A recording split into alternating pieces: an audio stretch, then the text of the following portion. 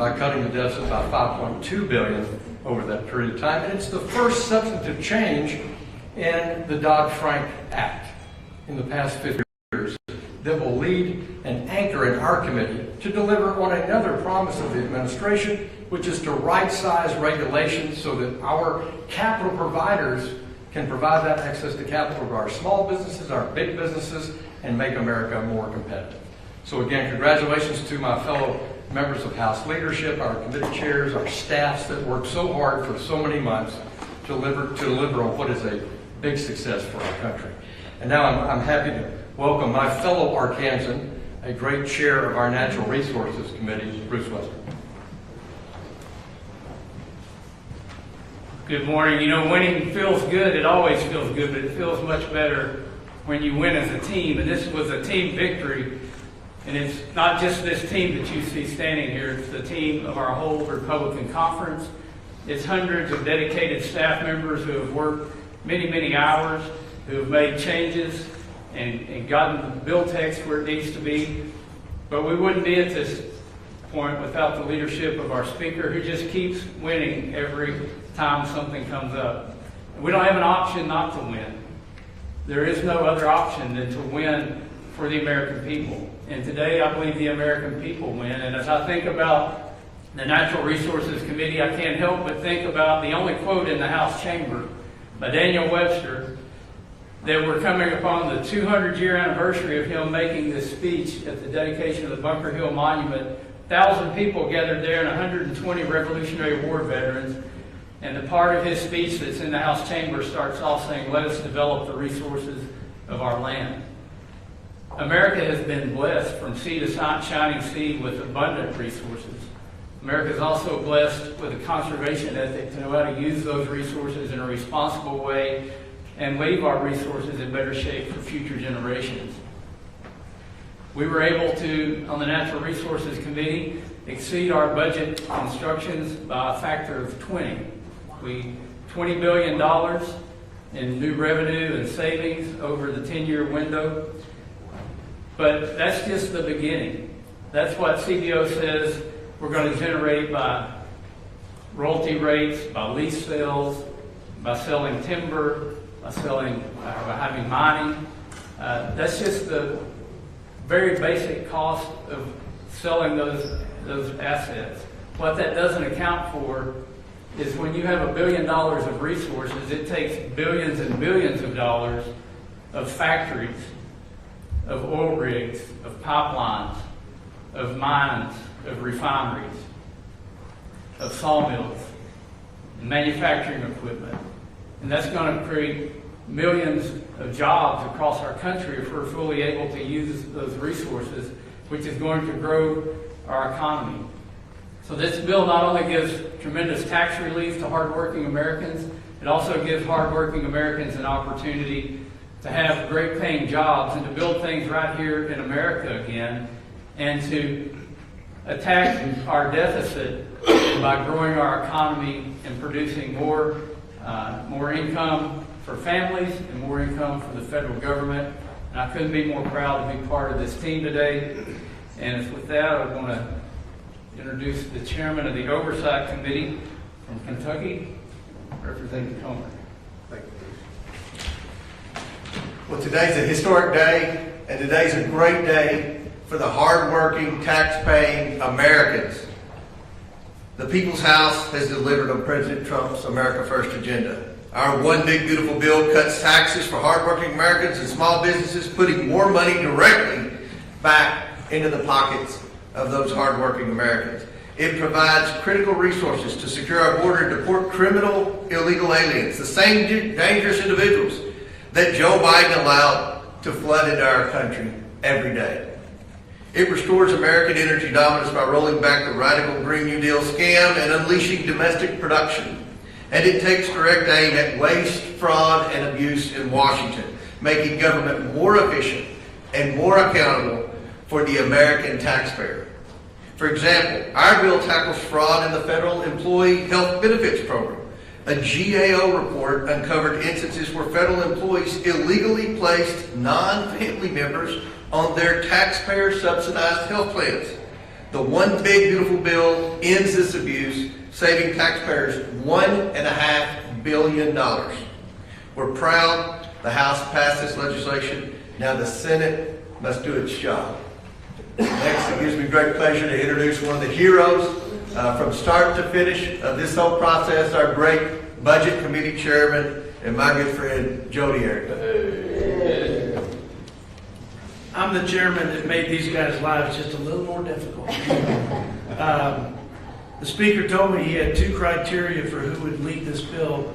They had to be big and they had to be beautiful.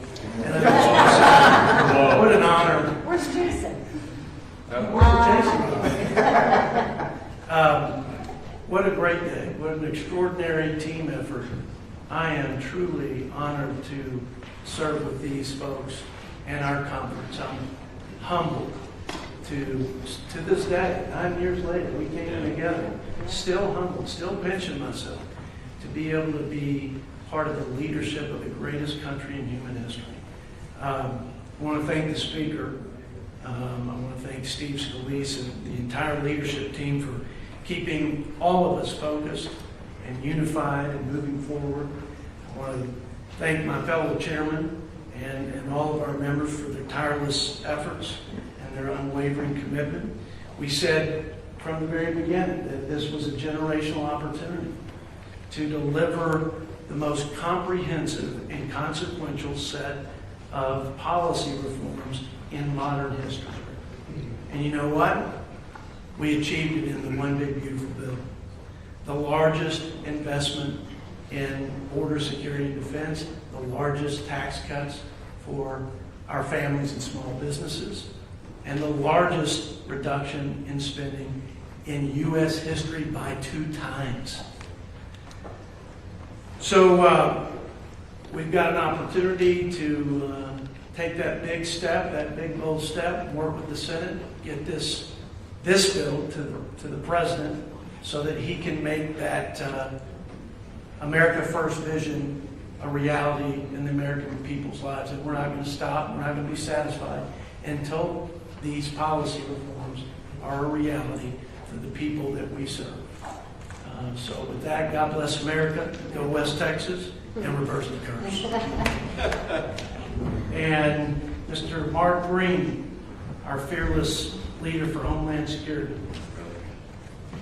No bill's perfect, but this one is big and beautiful, and I'll tell you why it's beautiful to me. It's beautiful to me because House Republicans, under the leadership of Mike Johnson and Donald Trump, showed the American people that we will do what we promised. And we showed the world that the borders of the United States of America are sovereign and secure. Our team, my Committee of Homeland Security, has been poring over this for a year on how best to do this. My staff, who some of them are here, thank you for your hard work. We're going to construct and add to the border wall with technology, cameras, lights, access. We're going to invest in the people who put their ass on the line to keep us safe every day. More training, more equipment, modernized equipment, better facilities. It's the right thing to do. We're going to end the threats to the people of this country, from the cartels, from the gangs that poured across our southern border in the Fentanyl, and who knows what else with the terrorists that got across the border under the last administration. It all comes to an end. And I want to again thank my team and thank the leadership of this conference. 40 years I think we've been trying to push through border security.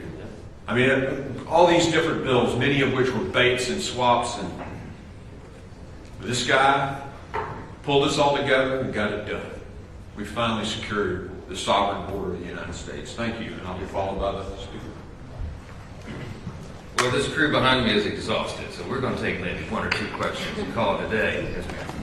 Speaker Johnson, was there a pivotal moment that sort of shifted the momentum on this bill? 24 hours ago, the House Freedom Caucus was standing right here saying that they need another 7 to 10 days to negotiate this piece of legislation. What changed over the course of the last 24 hours? There were a number of pivotal moments. We have 220 Republicans in the House Republican Conference, and lots of different opinions. They represent very different districts around the country with very different interests. But the principle and the philosophy is always the same. Everybody's conservative. We believe in limited government. We believe in individual freedom and rule of law and peace through strength and fiscal responsibility and free markets and human dignity, the things that are all wrapped into this bill. And so I would say there was a lot of pivotal moments. One day I might actually write a book about the last year of my life and trying to get this thing over the line. But I'll say, look, I'm just going to say, I give glory to God. I mean, there's a lot of prayer that brought this together. I'm just going to be very blunt about it. There was a few moments over the last week when it looked like the thing might fall apart. And I went to the little chapel over here and got on my knees and prayed that these guys would have wisdom and stamina and discernment. And that's the secret here, and teamwork, and mutual respect that everybody has for one another. And I think that's what defines the Republican Party. It's a great day to be an American. It's a great day to be a Republican. Yes. For you, those who go to the Senate, they're likely going to change it a lot. Are you prepared to do this again and kind of? No, all the senators, every one of them have promised me they're not going to change anything in our bill. I was honored to be at the Senate Republican luncheon on Tuesday. And, you know, I encourage them to remember that we have a very delicate equilibrium that we've reached on here. A lot of work went into this to find exactly the right balance. And you all saw how perilous that was over the last week as it developed.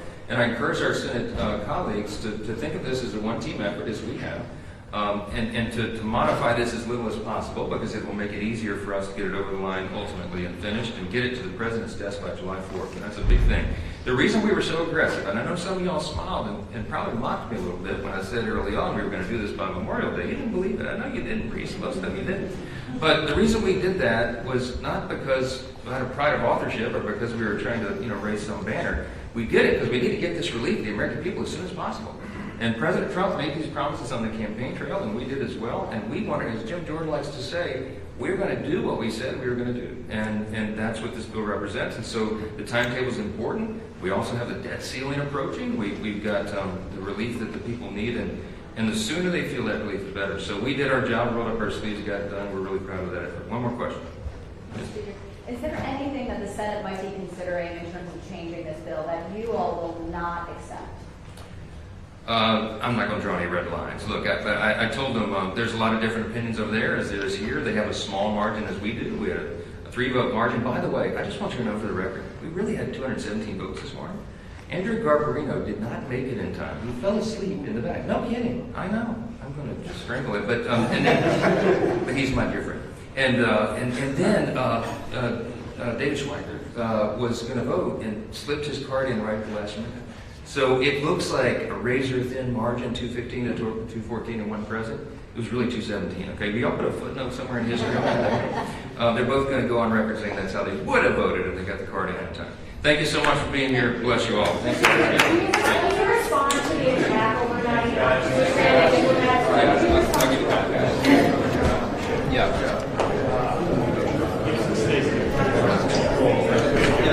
I'm just going to, I was asked to comment, the horrific tragedy while we were in the middle of the legislature. Obviously, we were trying to fight any sympathetic presence and voice. And ranchers in Texas paying for lawyers in Manhattan their education. But everybody has that opportunity, and we also give universities and colleges and community colleges and tax-paying universities the opportunity to counsel students against taking on debilitating debt that puts them back and really stops the thrust of the educational process. This is a start. We trust that the Senate has seen the pattern now, and we can work with them to achieve something that moves education and workforce forward in ways we haven't seen in a long, long time. And it was great to be part of this leadership team, this great group of chairmen, and it's a privilege now to introduce a guy who did yeoman work on Ways and Means, Chairman Smith. I first just want to say thank you for the hard work that's been put in by our House leadership team and every one of my fellow chairs, but also every single Republican member of this conference. Iron sharpens iron. And a lot of times we do that here, but it has made us so much stronger, where we've been able to stand together and deliver real victories for American people. I remember when people said President Trump's re-election wasn't possible. And then it became the greatest political comeback in history. 77 million Americans voted to return Trump to office. We have those Americans and President Trump to thank for the Republican majorities in the House and the Senate. So then the doubters came back and said, there's no way that House Republicans can make the Trump tax cuts permanent. It's too hard. They said there's no way they can deliver on his campaign promises and cut spending. And they went even further and said there's no way that House Republicans can deliver on it as part of one big, beautiful bill. But I was raised in a trailer in Salem, Missouri, next to my dad's auto repair shop. I know what it's like to have everyone doubt your future.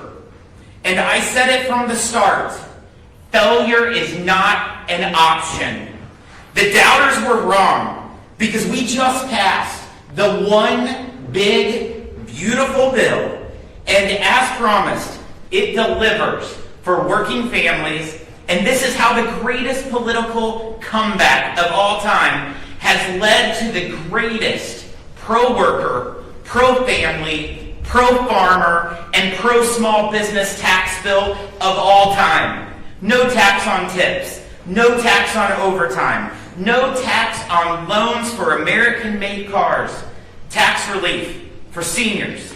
Make the Trump tax cuts permanent. We hold the woke elites accountable, and no taxpayer benefits for illegal immigrants who broke the law. We're delivering for the gig workers that stay up late to put their kid through college. We're delivering for the restaurant workers that take another shift to help out a coworker and put food on their table. We're delivering for the police officers and firefighters who show up in the dead of night to keep our communities safe. We're delivering for seniors who worked their whole lives and paid into Social Security and were promised tax relief. We're delivering for the families who, after surviving 4 years of Democrats' historic inflation, struggle to afford a school that meets their needs. We're delivering for the factory worker who needs to buy a car to drop his kids off on the way to work. We're delivering for the Americans that expect their tax dollars to go to help other Americans and not illegal immigrants. We're delivering for the President of the United States, Donald Trump, who made these promises and intends to keep them, because the Republican Party is the party of the working class, and we won't leave them behind. Pleased to introduce the great chairman of the Financial Services Committee, Mr. Hill. Good morning, everybody. Such a pleasure to be with you. And let me say, first and foremost, thank you to Mike Johnson and our leadership team, our majority leader, Steve Scalise, working hand in glove with President Trump all of last year on what would be the priorities for House Republicans to work hand in hand with our president if we were so fortunate to be elected, to have the House in the Republican hands, to have the presidency in President Trump's capable leadership hands, and to have the Senate. And this bill is that first step. This is that first step that delivers on that promise. And for my constituents in Arkansas, what a pleasure it was for me to vote that they're not going to face a 22% increase in their taxes. That 9 out of 10 Arkansans can use the standard deduction and have a simpler, straightforward way to file their taxes. That they can have the benefit of a more robust child tax credit. That's what House Republicans stand for. And let me also say that there were doubters, and you've heard that mentioned today. But President Trump has said frequently, why can't the Republicans stick together? Why can't the Democrats stick together? Well, with the leadership of Mike Johnson Republicans have stuck together and delivered on the commitments that we've made in the campaign and in our planning in this first 5 months of what's going to be, as President Trump argues, a golden age for the American people and the American economy.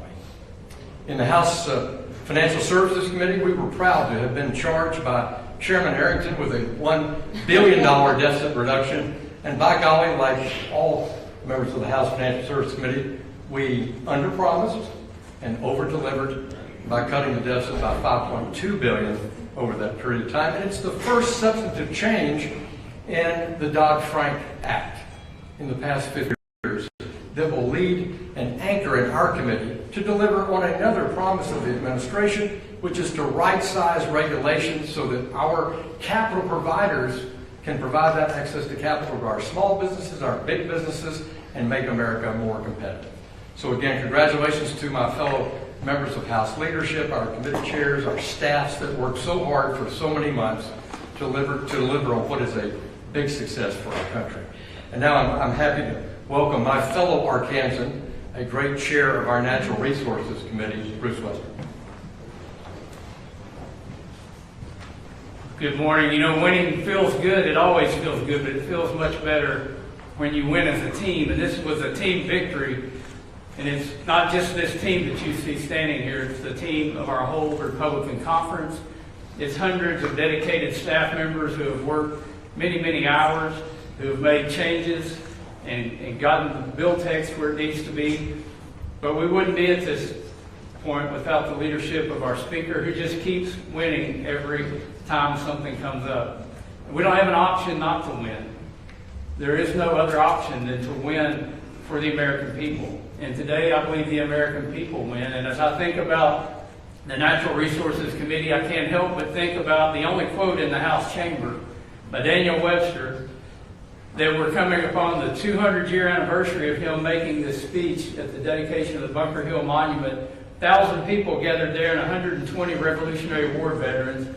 And the part of his speech that's in the House chamber starts off saying, "Let us develop the resources of our land." America has been blessed from sea to shining sea with abundant resources. America is also blessed with a conservation ethic to know how to use those resources in a responsible way and leave our resources in better shape for future generations. We were able to, on the Natural Resources Committee, exceed our budget instructions by a factor of 20.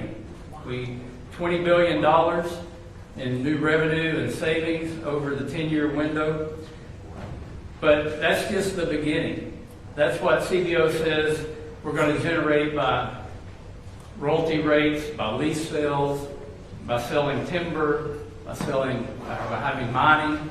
That's just the very basic cost of selling those assets. What that doesn't account for is when you have $1 billion of resources, it takes billions and billions of dollars of factories, of oil rigs, of pipelines, of mines, of refineries, of sawmills, and manufacturing equipment. And that's going to create millions of jobs across our country if we're fully able to use those resources, which is going to grow our economy. So this bill not only gives tremendous tax relief to hardworking Americans, it also gives hardworking Americans an opportunity to have great paying jobs and to build things right here in America again, and to attack our deficit by growing our economy and producing more income for families and more income for the federal government. And I couldn't be more proud to be part of this team today. And with that, I want to introduce the chairman of the Oversight Committee from Kentucky, Representative Comer. Thank you, Bruce. Well, today's a historic day, and today's a great day for the hardworking, tax-paying Americans. The People's House has delivered on President Trump's America First agenda. Our one big beautiful bill cuts taxes for hardworking Americans and small businesses, putting more money directly back into the pockets of those hardworking Americans. It provides critical resources to secure our border and deport criminal, illegal aliens, the same dangerous individuals that Joe Biden allowed to flood into our country every day. It restores American energy dominance by rolling back the radical Green New Deal scam and unleashing domestic production. And it takes direct aim at waste, fraud, and abuse in Washington, making government more efficient and more accountable for the American taxpayer. For example, our bill tackles fraud in the federal employee health benefits program. A GAO report uncovered instances where federal employees illegally placed non-family members on their taxpayer-subsidized health plans. The One Big Beautiful Bill ends this abuse, saving taxpayers $1.5 billion. We're proud the House passed this legislation. Now the Senate must do its job. Next, it gives me great pleasure to introduce one of the heroes from start to finish of this whole process, our great Budget Committee Chairman and my good friend, Jody Arrington. I'm the chairman that made these guys' lives just a little more difficult. The speaker told me he had two criteria for who would lead this bill. They had to be big and they had to be beautiful. And I just want to say, what an honor. Where's Jason? What a great day. What an extraordinary team effort. I am truly honored to serve with these folks and our conference. I'm humbled to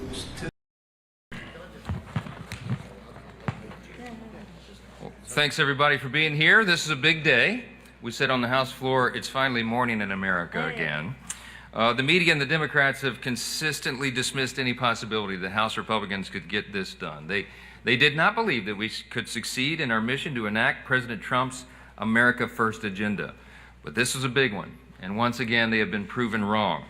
Today the House has passed generational, truly nation-shaping legislation to reduce spending and permanently lower taxes for families and job creators, secure the border, unleash American energy dominance, restore peace through strength, and make government work more efficiently and effectively for all Americans. House Democrats voted against all of that. So everything that I just said, they voted the opposite. Clearly proves they must want the largest tax increase in U.S. history on the American citizens. They must want open borders. They've proven that over and over. They must want Medicaid for illegal immigrants. We look forward to the Senate's timely consideration of this once-in-a-generation legislation. We stand ready to continue our work together to deliver on the One Big Beautiful Bill, as President Trump named it himself. We're going to send that to his desk. We're going to get it there by Independence Day on July 4th, and we are going to celebrate a new golden age in America. Thank you for being here. I will yield next to our leader, Steve Scalise. Thank you, Mr. Speaker. And as the Speaker said, it truly is morning in America again. You know, when you think about all of the work that's gone in to putting this bill together, it's one big, beautiful bill for a lot of reasons. There are a lot of really important wins for the American people in this bill. And we had 11 committees come together and meet in hearings. Some went on over 24 hours. Rules Committee went over 20 hours. You had, of course, the Budget Committee. Chairman Arrington is the lead author of the bill. All of the people that had to come together in our conference, and I think a lot of you know we don't all think alike. Democrats made it very clear they didn't want to have any part in helping get America back on track again, but we were never deterred. When this bill could have failed 10 times over, we said we were going to get this done and failure is not an option, and we meant it. We knew we were fighting for the families who've been struggling for way too long under the failed policies of Joe Biden and all the Democrats who did have control of Washington for too long.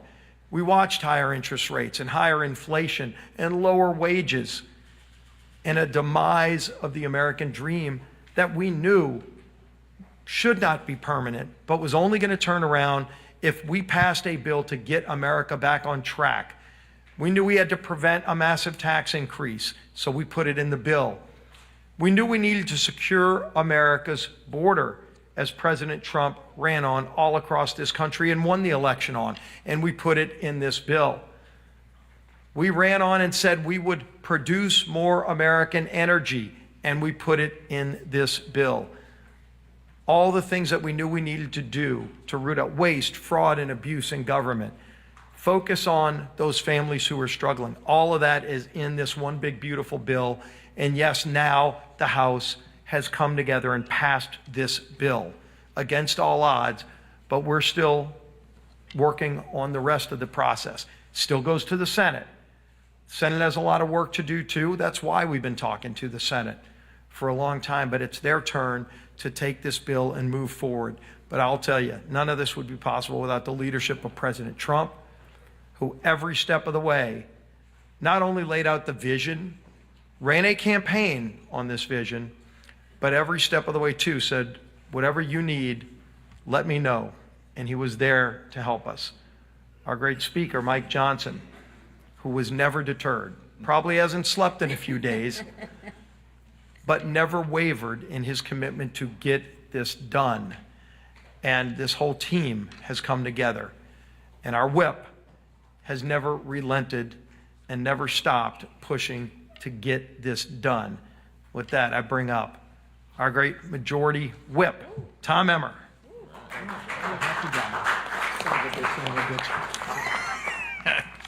Thank you, Steve. On November 5th, the American people rejected the failed policies of the Biden-Harris administration and overwhelmingly endorsed President Trump's America First agenda.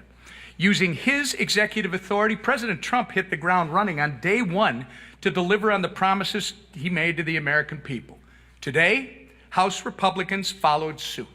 Our one big, beautiful bill fulfills the mandate for change we were given last November. It allows President Trump to continue his successful border security and deportation operations by investing in more Border Patrol agents and ICE officers, funding the continuation of the border wall, and equipping our men and women on the front lines with the tools they need to keep us safe. Not only will the one big, beautiful bill help to make America safe again, it will also help to make America wealthy again. America's economic revival has already begun under President Trump's leadership, but House Republicans back it up in this bill by making the 2017 Trump tax cuts permanent, eliminating tax on tips and overtime, and throwing out regulations that burden American businesses and suffocate American innovation. From promoting the safety and security of our great nation and giving much-needed tax relief to American families, to unleashing American energy and bringing accountability to important government programs, there are wins in this bill for every corner of America. Take this as a lesson. Don't bet against the House Republicans. We've shown time and time again that we deliver for the American people, especially when it matters most. By taking hold of this historic opportunity, I truly believe we've unlocked the opportunities for generations to come. And with that, I turn it over to our conference chair, Lisa McClain. Thank you. Thank you. Well, good morning, everybody, and a good morning it is. We just made history and passed the one big, beautiful bill, despite the Democrats' fear-mongering. Shocker, we haven't seen that lately, have we? And the hours that they spent stalling the votes on this entire process. The Democrats tried to derail this bill. And guess what? It didn't work. They failed. Not only did the Democrats vote against the bill, but they introduced hundreds of meaningless amendments, spewed misleading talking points, and now they have nothing to show for it, except voting on the record for the historic tax increase and to kill jobs of the small and medium class business owners in America. Frankly, Democrats voted to put Americans last, and it's a shame. But thank God for House Republicans, and thank God for our president, Donald J. Trump. His vision, alongside the work of my colleagues, made today a historic day. Behind me is what you see, a unified Republican conference with phenomenal leadership. And this Republican conference works as a team. This transformational legislation will provide safety and security for generations to come, whether it's at our borders or in our pocketbooks. Americans will be better off thanks to the one big, beautiful bill. Our committees had difficult tasks, and they delivered. And some doubted that this was even possible. But at the end of the day, we all came together. House Republicans did not miss the moment. And because of our work, we will put more money in the pockets of hardworking Americans. We will prevent the next Lincoln Riley or Rachel Morin from being murdered. And we will save another family from the heartbreak of fentanyl poisoning. And to think, the Democrats voted against all of that. But I am thankful for the House Republicans that they stood up for the American people. We put them first. This is what real leadership looks like. This is what winning looks like. And this is what America looks like under President Donald Trump and House Republicans' leadership. Safe, secure, and prosperous. And now I will turn it over to the Chairman of the Transportation and Infrastructure, Mr. Sam Graves. I'll be brief, but I'm proud to stand up here with my chairman colleagues, and I want to thank them for all the work that they did, the Republican leadership, and especially President Trump and his team for helping to get this across the board, across the line.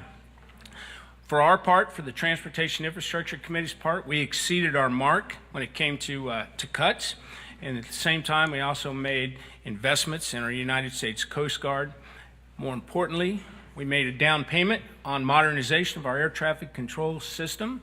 And on top of that, we're going to see the first new money in the Highway Trust Fund in over 30 years. So with that, I encourage the Senate to do their work and to get this moved as well across the board. And I will turn it over to Chairman Rogers. Thank you, Sam. This one big, beautiful bill makes a generational investment in national defense. The bill includes bipartisan legislation from the House Armed Services Committee that provides mandatory $150 billion in mandatory spending to help us start implementing President Trump's Peace Through Strength agenda. That $150 billion will fund key initiatives in President Trump's Golden Dome, revitalize our defense industrial base, help secure our southwest border because border security is national security, deter Chinese aggression, and enhance service member quality of life. With these investments, we will restore American deterrence and build the ready, capable, and lethal fighting force President Trump promised. I want to thank President Trump and Speaker Johnson for prioritizing national security in the bill and commend our entire leadership team for getting this done. And with that, I'll now turn it over to the Iron Lady, Chairman Fox. Thank you, and I want to thank my colleagues. As you all know, we came in for a lot of criticism for the Rules Committee meeting at 1 a.m. in the morning, but we needed to do that in order for us to be right here this morning getting this done. And I want to thank the Speaker for all the work that he has done. I've told him I'm going to nominate him for sainthood because he now has done many miracles here as Speaker.